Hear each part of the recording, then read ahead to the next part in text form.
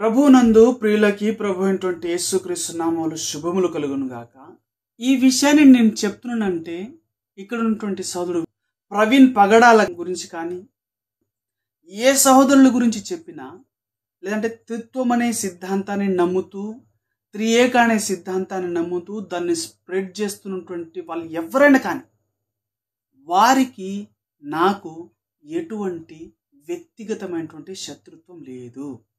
నేను వారిని వ్యక్తిగతంగా ద్వేషించట్లేదు. నేను వారిని ప్రభు పేరిట ప్రేమిస్తా ఉన్నాను. సో కాబట్టి నేను ఈ విషయాలు ఇంత విపులంగా వివరించడానికి ప్రయత్నం చేస్తా ఉన్నాను ప్రియులారా. కాబట్టి నాకు తెలిసినటువంటి లేఖనాన్ని ఖచ్చితంగా స్పష్టంగా మాట్లాడటానికి నేను ప్రయత్నం చేస్తా ఉన్నాను ప్రియులారా. ప్రభు మిమ్మల్ని దీవించును గాక. త్రిత్వం శిరసా నమామి అనే ఒక పుస్తకం తెలుగులోనే నేనే రాశాను. లేఖన ఆధారం ఒకటి, రెండవది అపోస్తలుల బోధ. ఇది అపోస్తలులు మనకు నేర్పినటువంటి బోధ. ఇది మూడవది సంఘ నాయకులు, ఆదిమ సంఘ నాయకులు వేసినటువంటి పునాది కూడా ఇదే. ఈ పునాదికి పక్కన ఉన్న వాళ్ళని, ఈ పునాది నుంచి బయటికి వెళ్ళిన వాళ్ళని మనము దుర్బోధ అని పిలుస్తాం, హెరెసీ అని పిలుస్తాం. హెరెసీ అన్నది సంఘంలోనికి రాకుండా ఉండాలి అని అంటే మనకు ఉండాల్సినటువంటి ప్రధానమైన ఫౌండేషన్ ట్రినిటీ అన్నటువంటి అంశం. ఈ ట్రినిటీ లేకపోతే త్రియేక దేవుడు లేకపోతే బహుళత్వము గల దేవుడు అన్న ఫౌండేషన్ లేకపోతే పక్కదారులు పట్టే అవకాశం చాలా ఉంది. దాని కారణంగా సంఘంలో నుంచి బయటకు వెళ్ళింది ఇస్లాం. దాని కారణంగా సంఘముల నుంచి బయటికి వెళ్ళింది ఇస్లాం అని సహోదరుడు చెప్తా ఉన్నాడు. ఇస్లాము ఇజ్రాయెల్ సంఘం లోపల ఎన్నడూ భాగం కాల.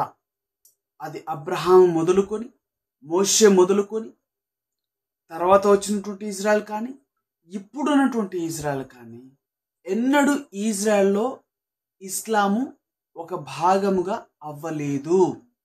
తర్వాత వచ్చినటువంటి క్రైస్తవ్యంలో కూడా ఇస్లాము భాగం కాలేదు. ఎన్నడూ ఇస్లాం సంఘములో భాగం కాలేదని చెప్పి బైబుల్ మనకు ఆధారంగా ఉంది. At the same time history కూడా మనకు దానికి తెలియజేస్తూ ఉంది. సో సహోదరుడు చెప్పినట్లుగా అది లేదు పిల్లరా, ఇస్లాం ఎన్నడూ సంఘంలో భాగం కాదు. లేఖన ఆధారం ఒకటి. సహోదరుడు ఇక్కడ త్రిత్వం అనే దానికి 3 ఆధారాలు చెప్తా ఉన్నాడు. మొట్టమొదటిది లేఖన ఆధారం అని. మీరు ఆది కాండం నుంచి ప్రకటన గ్రంథం వరకు చూస్తే త్రిత్వం అనే పదమని కానీ, దాని యొక్క ఆధారాలు కానీ, దాన్ని అటువంటి దేవుణ్ణి ఆరాధన చేసినటువంటి గుర్తులు కానీ ఒక్కటి కూడా బైబిల్లో లేవు. బైబిల్లో త్రిత్వానికి సంబంధించి, త్రిత్వ దేవునికి సంబంధించినటువంటి ఆధారాలు బైబిల్లో ఉన్నాయనంటాము. లేఖనానికి వ్యతిరేకము. ఒక్క ఆధారం కూడా బైబిల్లో లేదు. రెండవది అపోస్తలుల బోధ. ఇది రెండవదిగా సహోదరుడు ఇది అంటే ట్రినిటీ లేదంటే త్రిత్వము అనే బోధ అపోస్తలుల బోధ అని చెప్తా ఉన్నాడు. కొత్త నిబంధనలు కానీ పాత నిబంధనలు ఎట్లన్నా లేదు త్రిత్వం అనే పదం కానీ, త్రిత్వం అనే దేవుని ఆరాధన చేసినటువంటి దాఖనాలు కానీ ఏవి లేవు. ఈవెన్ దో కొత్త నిబంధనలు ఉందంటే త్రిత్వం అనే పదము కానీ, త్రిత్వం అనే దేవుణ్ణి కానీ, త్రియేక అనే దేవుణ్ణి కానీ ఆరాధన చేసినటువంటి గుర్తులు, ఛాయలు, దాఖనాలు ఒక్కటి కూడా కొత్త నిబంధనలు కూడా లేవు. ఇది అపోస్తుల బోధ అనటము 100% రాంగ్, 100% అబద్ధము. ఎందుకనంటే అపోస్తులు ఎన్నడూ త్రిత్వం అనే పదంతో కానీ, త్రియేక అనే పదంతో కానీ, ట్రినిటీ అనే పదంతో కానీ బోధించినట్టుగా, లేదనంటే వాళ్ళు అలాగా ఆరాధన చేసినట్టుగా ఒక్క లేఖన ఆధారం కూడా లేదు కొత్త నిబంధనలో కూడా. మూడవది సంఘ నాయకులు, ఆదిమ సంఘ నాయకులు వేసినటువంటి పునాది కూడా ఇదే. ఇక మూడవదిగా ఆదిమ సంఘ నాయకులు వేసిన పునాది ఇదే అని అంటా ఉన్నారు. ఇక్కడ మనం ఆలోచన చేయాలి. ఎందుకంటే ఈ ఆదిమ సంఘ నాయకులు ఎవరు? రోమన్ క్యాథలిక్ సంఘానికి సంబంధించినటువంటి నాయకుల గురించి సహోదరుడు మాట్లాడుతూ ఉన్నాడు. ఎందుకనంటే త్రిత్వం అనే సిద్ధాంతాన్ని కానీ త్రియేక అనే సిద్ధాంతాన్ని కానీ తీసుకొచ్చింది రోమన్ క్యాథలిక్ సంఘానికి సంబంధించినటువంటి వాళ్ళే. ఇక ఆదిమ సంఘ నాయకులను అంటే వీళ్ళ గురించే సహోదరుడు మాట్లాడుతున్నట్టుగా మనకి ఇక్కడ తెలుస్తా ఉన్నది. ఎందుకంటే పాత నిబంధన లేదు, కొత్త నిబంధన లేదు. ఇక ఆదిమ సంఘ కాలంలో అంటే ఆదిమ సంఘ కాలం అంటే ఏది ఆదిమ సంఘ కాలము? శిష్యులందరూ చనిపోయిన తర్వాత 40 మంది గ్రంథకర్తలు అందరూ చనిపోయిన తర్వాత యేసుక్రీస్తు వెంబడి ఉన్నటువంటి శిష్యులు, అపోస్తులైనటువంటి శిష్యులందరూ చనిపోయిన తర్వాత ఆదిమ సంఘ కాలంలో అంటే రోమన్ సంఘ కాలంలో ఈ శిష్యులందరూ చనిపోయిన తర్వాత పలసబడినటువంటి ఆ సంఘానికి, బలహీనపడినటువంటి ఆ సంఘానికి న్యాయకత్వము వహించడానికి ముందుకు వచ్చినటువంటి రోమన్ క్యాథలిక్ సంఘ నాయకులు ఈ త్రిత్వ సిద్ధాంతాన్ని తీసుకొచ్చారు. అది చరిత్ర చెప్తా ఉంది. బైబిల్లో త్రిత్వ సిద్ధాంతము, త్రియేక దేవుని సంబంధించినటువంటి ఏ లేఖన ఆధారం లేదు. అది బైబిల్లో మనం ఇప్పుడు కూడా చూడవచ్చు. ఎందుకంటే ప్రతి ఒక్కరి చేతిలో బైబిల్ ఉంది. త్రిత్వం అనే పదం కానీ, త్రిత్వం అనే సిద్ధాంతాన్ని బోధించినటువంటి సందర్భాలు కానీ బైబిల్లో లేవు. అది కొత్త నిబంధనలు లేదు, పాత నిబంధనలు లేదు. ఇక చరిత్రకు వస్తే ఆదిమ సంఘ నాయకులు అంటే వీళ్ళెవరు? రోమన్ క్యాథలిక్ సంఘస్థులు. ఎవరైతే యేసుక్రీస్తుని చంపారో, యేసుక్రీస్తునే కాకుండా ఎవరైతే మిగతా శిష్యులను కూడా, యేసుక్రీస్తు వెంబడినటువంటి మిగతా 12 మంది శిష్యులని దరిదాపుగా అందరినీ, ఒకరిద్దరిని తప్పనిస్తే అందరిని చంపింది ఎవరనంటే ఇదే రోమన్ క్యాథలిక్ సంబంధించినటువంటి వాళ్ళు. ఇగో వాళ్ళు తీసుకొచ్చినటువంటి సిద్ధాంతము ఈ త్రిత్వ సిద్ధాంతము. ఈ త్రిత్వ సిద్ధాంతము 2-3 శతాబ్దంలో రోమియోల చేత డెవలప్ చేయబడేది పిల్లారా. స్పెసిఫిక్ గా మాట్లాడాలంటే అరౌండ్ 180 ADలో అంటే క్రీస్తు శకము 180 సంవత్సరంలో ఈ త్రిత్వ సిద్ధాంతము డెవలప్ చేయబడ్డది. అది ఒక రోమన్ చర్చ్ ఫాదర్ ద్వారా, ఆయననే టర్టులియన్ అనే రోమన్ చర్చ్ ఫాదర్, ఆయన ద్వారా డెవలప్ చేయబడినటువంటి సిద్ధాంతం ఇది. దేవుని వాక్యమును రాసినటువంటి 40 మంది గ్రంథకర్తలు చనిపోయిన తర్వాత, యేసుక్రీస్తు చనిపోయిన తర్వాత, యేసుక్రీస్తు వెంబడి వచ్చినటువంటి శిష్యులందరూ చనిపోయిన తర్వాత వచ్చిన సిద్ధాంతము త్రిత్వ సిద్ధాంతము. అటువంటి సిద్ధాంతము ఈరోజు పునాది అని చెప్పి సహోదరుడు ఇక్కడ మనకు మాట్లాడుతా ఉన్నాడు. కానీ 1 కొరింథీ 3:11 ప్రకారంగా వేయబడిన తప్ప వేరొక పునాది లేదు, ఆ పునాది ప్రభు అయినటువంటి యేసుక్రీస్తు అని స్పష్టంగా లేఖనం సెలవిస్తా ఉన్నది. ఆ వేయబడిన పునాది కాకుండా దేవుని యొక్క బిడ్డలైనటువంటి గ్రంథకర్తలు, కొత్త నిబంధన గ్రంథకర్తలు వెళ్ళిపోయిన తర్వాత వేరొక పునాదిని వేస్తా ఉన్నారు. వాళ్ళు ఎవరంటే రోమన్ క్యాథలిక్ సంఘస్థులు. మీరు బైబిల్ పునాది పైన కట్టబడతారా, లేదంటే రోమన్ క్యాథలిక్లు వేసినటువంటి పునాది పైన కట్టబడతారా? ఇక మీ ఛాయిస్ అది. దీనిని బట్టి మనకు అర్థమవుతుంది ప్రియులారా, అదేంటిదనంటే త్రిత్వము, త్రియేక అనే దేవుడు పాత నిబంధనలు కానీ కొత్త నిబంధనలు కానీ లేదు అన్నట్టుగా మనం చూస్తా ఉన్నాం. ఇది రోమన్ క్యాథలిక్ల యొక్క సంఘం ద్వారా, ఒక రోమియుడైనటువంటి చర్చ్ ఫాదర్ ద్వారా అది డెవలప్ చేయబడినట్టుగా మనం చూస్తా ఉన్నాం. దేవుని బిడ్డలు అందరూ చనిపోయిన తర్వాత నూతన గ్రంథము, పరిశుద్ధ గ్రంథము రాయబడుట ముగించబడిన తర్వాత మనం ప్రకటన 22:18-19 చూస్తా ఉన్నాము. రక్షణ సువార్త యొక్క వర్తమానము ముగించబడినట్టుగా మనం అక్కడ చూస్తా ఉన్నాం. అంటే రక్షణ సువార్త ముగించబడిన తర్వాత వచ్చినటువంటి ఈ త్రిత్వ సిద్ధాంతము హెరసిన, అబద్ధ బోధన, లేదంటే దుర్బోధన, లేదనంటే బైబుల్ ఉన్నటువంటి వాక్యాన్ని ఫాలో అవుతున్నటువంటి వాళ్ళది దుర్బోధన. ఒకసారి మీరు ఆలోచన చేయండి. ఏది హెరసి, క్రైస్తవ్యానికి ఏది హెరసియో దీనిని బట్టి మీరు డిసైడ్ చేసుకుంటారని చెప్పి మనవి చేస్తా ఉన్నాను. ఎందుకనంటే 66 గ్రంథాలు రాయబడటం ముగించబడిన తర్వాత ఈ యొక్క త్రిత్వము, త్రిత్వ సిద్ధాంతము క్రైస్తవ్యంలో వచ్చింది పిల్లల. సో కాబట్టి దీనిని బట్టి మనము అర్థం చేసుకోవచ్చు, ఏది హెరసీ అన్నది. దీని గురించినటువంటి ఈ హిస్టరీ గురించినటువంటి డీటెయిల్ వీడియో రాబోతోంది పిల్లరా. అప్పటి వరకు కొద్ది ఓపిక పట్టండి. ఈ ట్రినిటీ లేకపోతే త్రియేక దేవుడు లేకపోతే బహుళత్వము గల దేవుడు, బహుళత్వం కలిగినటువంటి దేవుడు అని సహోదరుడు ఇక్కడ చెప్తా ఉన్నాడు. కానీ మనం పాత నిబంధనలో చూస్తా ఉన్నాము, ఆ బహుళత్వం కలిగినటువంటి దేవుణ్ణి అనగా బహుదేవత ఆరాధనను చేసినటువంటి వాళ్ళ పరిస్థితి ఎలాగా ఉండిందో మనం చూసాం. ఆ బహుదేవత ఆరాధనను చేసినటువంటి ఇజ్రాయెల్ కానీ అన్యులు కానీ ఎన్ని వేల మంది చనిపోయారో మనం పాత నిబంధనలో ఇప్పటికీ చూడగలుగుతున్నాం. మరి అటువంటి బహుదేవత ఆరాధనను మళ్ళీ చేయమని సహోదరుడు ఎంకరేజ్ చేస్తా ఉంటే ఒకసారి చూసుకోండి. అటువంటి బహుళత్వం కలిగినటువంటి త్రియేక దేవుడు, త్రిత్వ దేవుడు, త్రి అనే దేవుణ్ణి ఆరాధన చేయమని సహోదరుడు ప్రోత్సహిస్తా ఉన్నాడు. ఒకసారి జాగ్రత్తగా మిమ్మల్ని మీరు పరీక్షించుకోనండి. ఇజ్రాయెల్లో ఒక్క దేవుని ఆరాధన చేస్తారా లేదంటే బహుదేవత ఆరాధన చేస్తారా?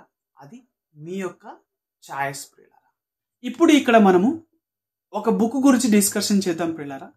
ఆయన చావు ద్వారా అందరికీ పరిచయిస్తున్నటువంటి సహోదరుడు ప్రవీణ్ పగడాల రాసినటువంటి బుక్ త్రిత్వం శిరస నమామి అనే బుక్ గురించి ఆయన ఏం చెప్తున్నాడో మనం చూసాం.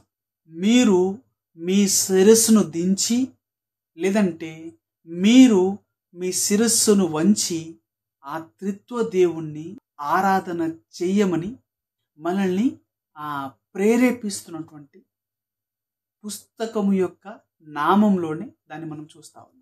బైబిల్లో ఎక్కడైనా వీళ్ళు ఎక్స్ప్లెయిన్ చేస్తున్నట్టుగా ఒక్కడే దేవుడు, కానీ ఆయనలోనే ముగ్గురు వేరు వేరు పర్సన్స్ ఉన్న రూపాలు ఉన్నాయా?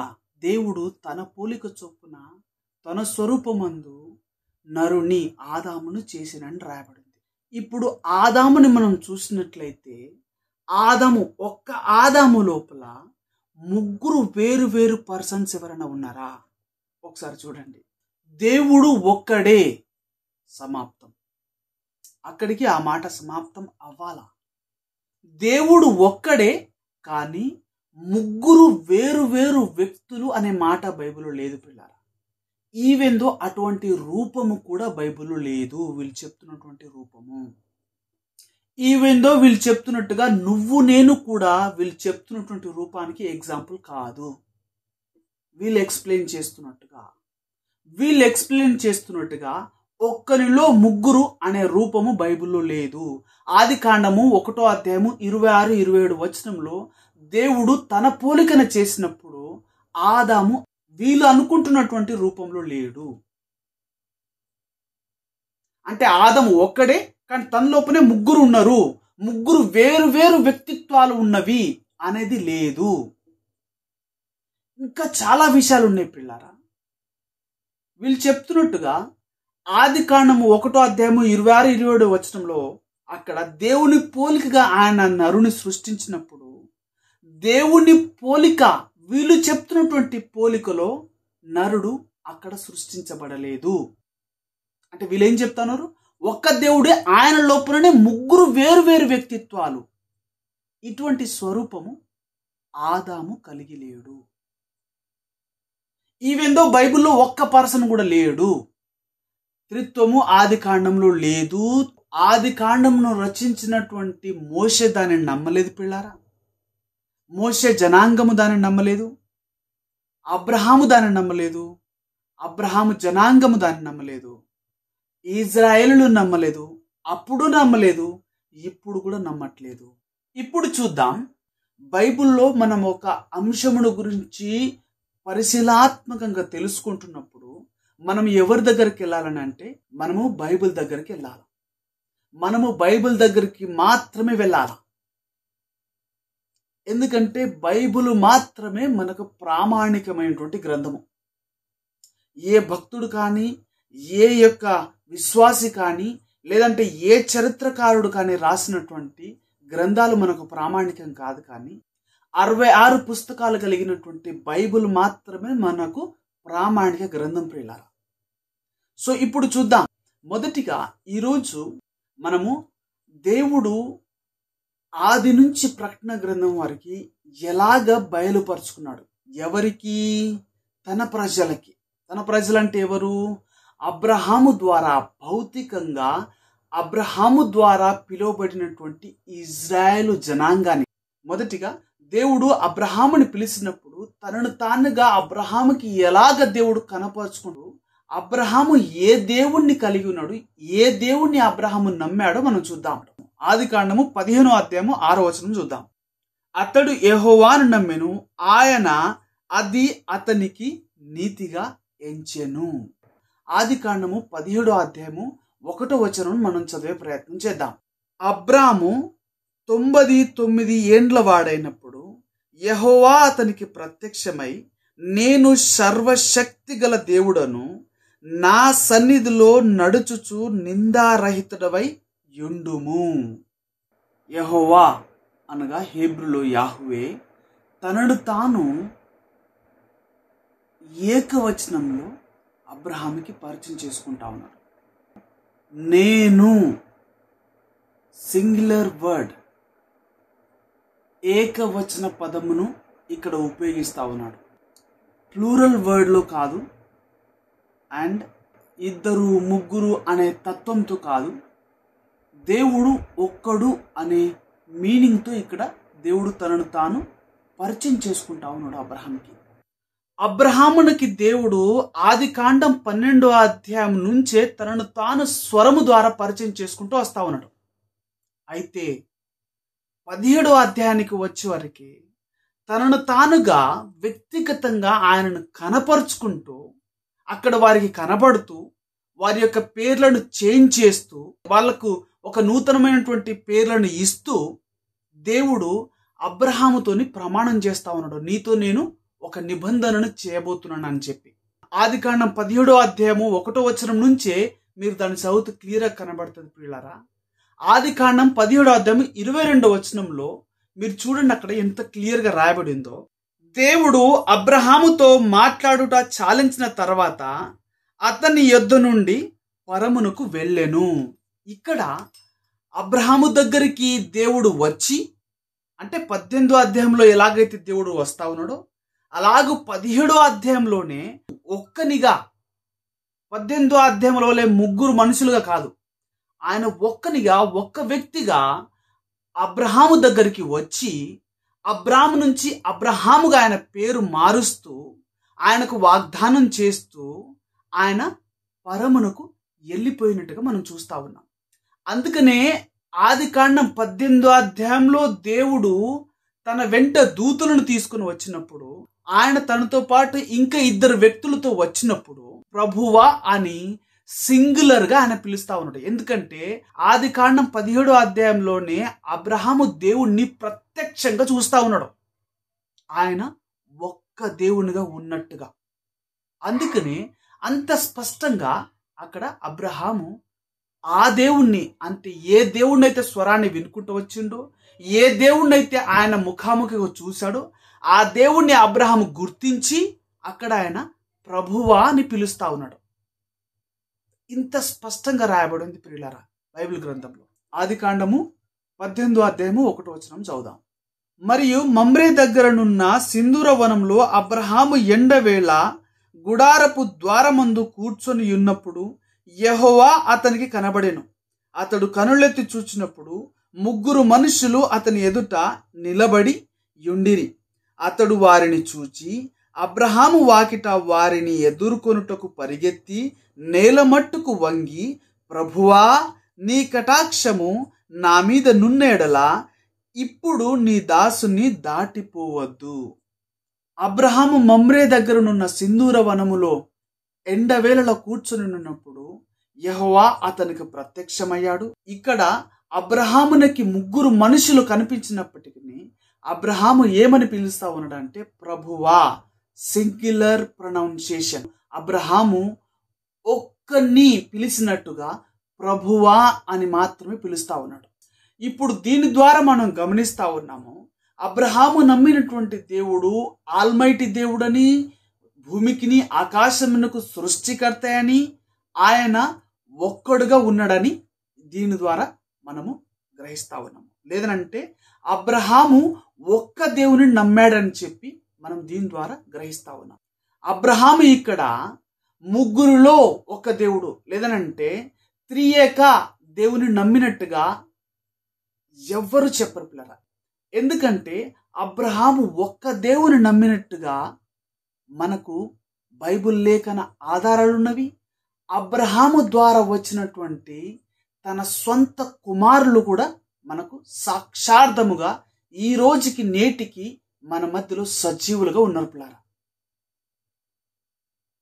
అబ్రహాము ఒక్క దేవుని నమ్మినట్టుగా ఇక్కడ మనకు రాయబడింది.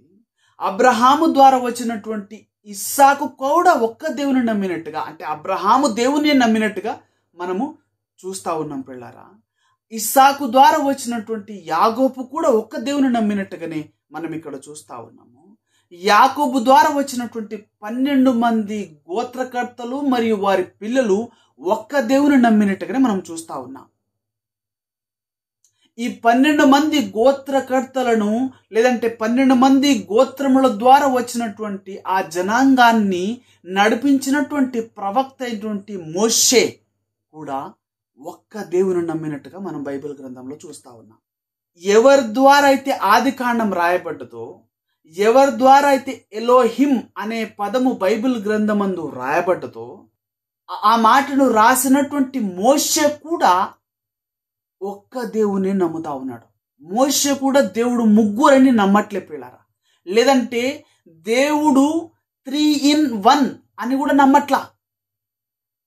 ఇజ్రాయేలు జనాలు అప్పుడు కానీ ఇప్పుడు కానీ స్ట్రిక్ట్గా ఒక్క దేవుణ్ణి మాత్రమే నమ్ముతా ఉన్నారు. వాళ్ళు స్ట్రిక్ట్గా మోనోథిజంని నమ్మి ప్రజలుగా మనకి ఇక్కడ కనబడతా ఉన్నారు. మోషే కూడా దేవుడు నేను ఉన్నవాడను అనువాడను నానే పరిచయం చేసుకుంటాం. నిర్గమకాండము 3:14 మనం ఇక్కడ చూసినట్లయితే దేవుడు మోషే కూడా ఏమని తనను తాను బయలుపరుచుకుంటున్నాడో ఇక్కడ చూడండి. అందుకు దేవుడు నేను ఉన్నవాడను అనువాడనై ఉన్నానని మోషేతో చెప్పెను.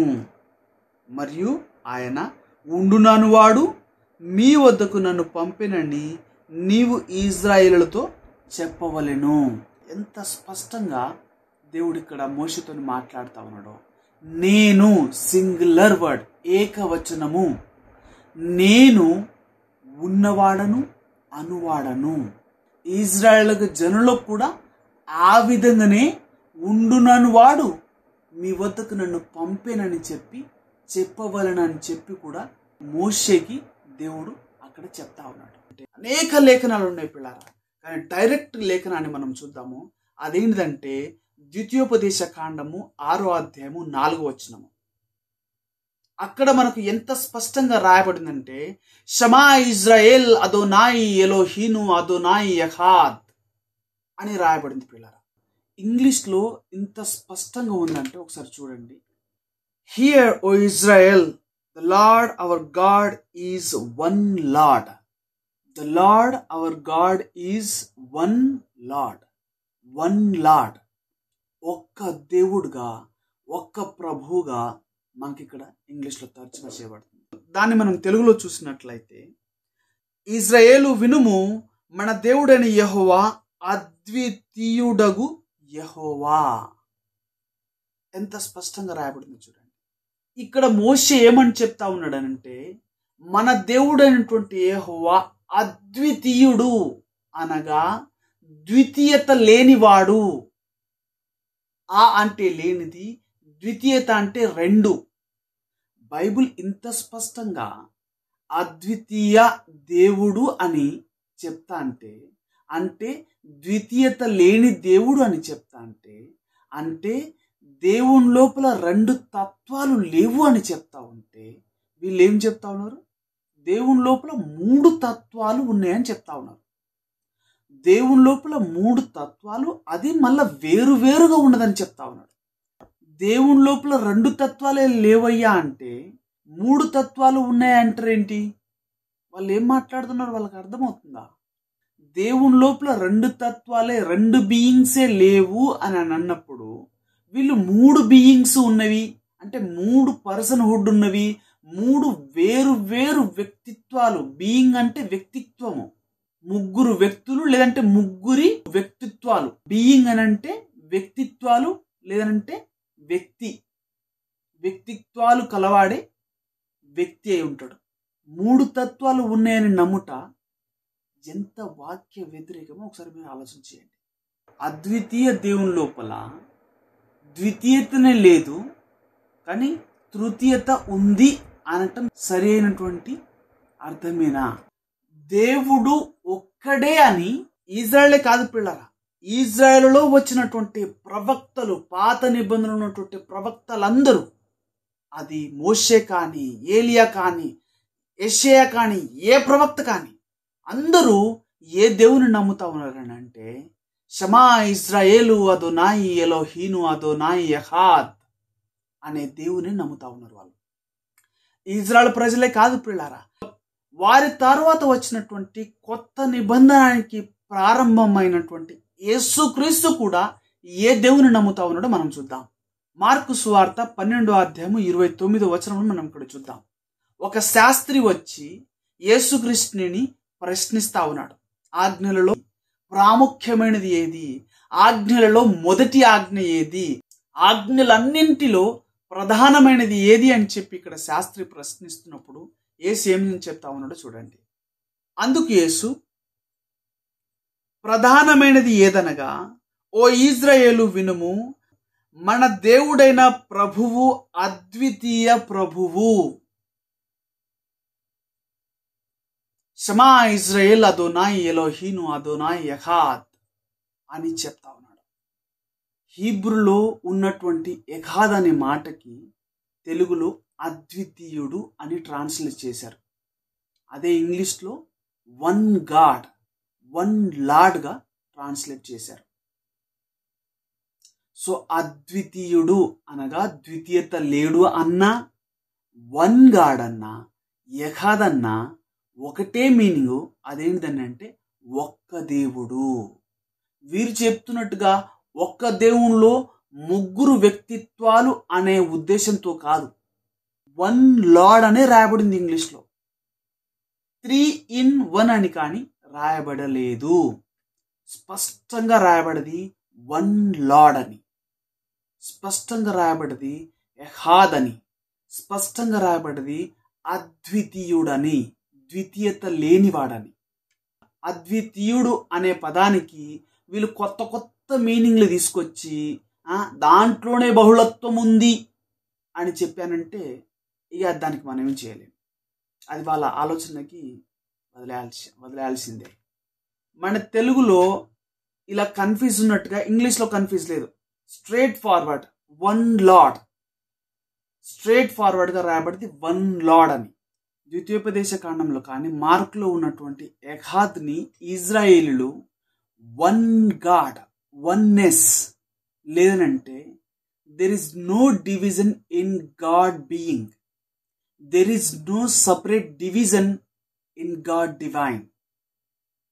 అంటే దైవత్వం లోపల, దేవుని తత్వం లోపల ముగ్గురు వేరు వేరు అనే డివిజన్ లేదు అని ఇజ్రాయెల్ నమ్ముతారు పిల్లలు. యెహోవాని వాళ్ళు వన్ మోనోథిజంగా అర్థం చేసుకున్నారు. వాళ్ళకు బైబిల్లో బోధించబడ్డది, వాళ్ళు దాన్ని నమ్ముతా ఉన్నారు.